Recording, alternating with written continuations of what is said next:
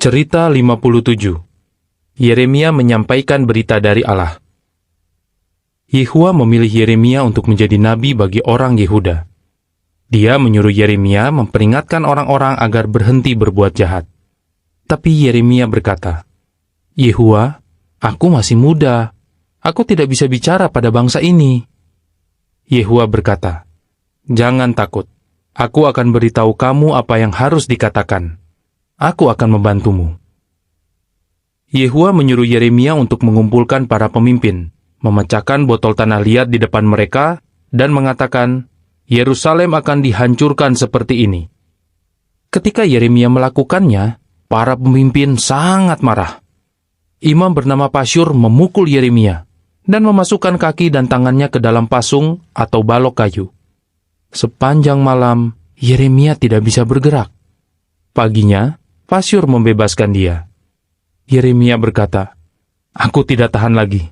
Aku tidak mau menyampaikan berita itu lagi." Tapi, apa dia benar-benar menyerah? Tidak.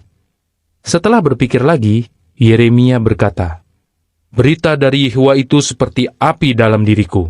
Aku tidak bisa berhenti menyampaikannya."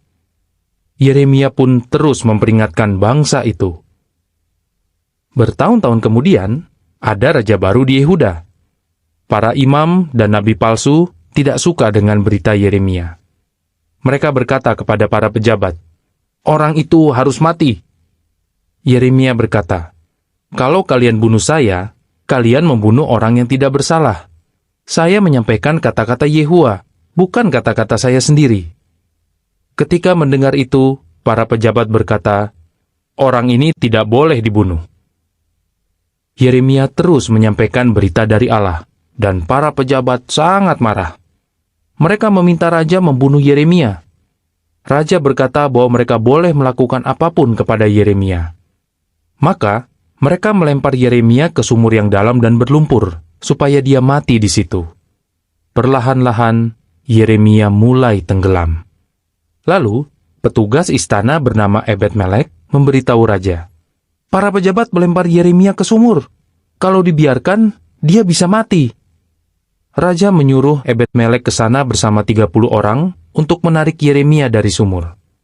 Yeremia tidak pernah berhenti menyampaikan berita dari Allah, apapun yang terjadi. Kita juga seharusnya seperti itu, bukan? "Kalian juga akan dibenci oleh semua orang karena namaku, tapi orang yang bertekun sampai akhir akan diselamatkan." Matius 10 ayat 22. Pertanyaan, kenapa Yeremia terus menaati Yehua? Siapa yang mencoba menghentikan Yeremia melakukan tugasnya? Yeremia 1 ayat 1-19, pasal 19 ayat 1-11, pasal 20 ayat 1-13, pasal 25 ayat 8-11, pasal 26 ayat 7-16, dan pasal 38 ayat 1-13.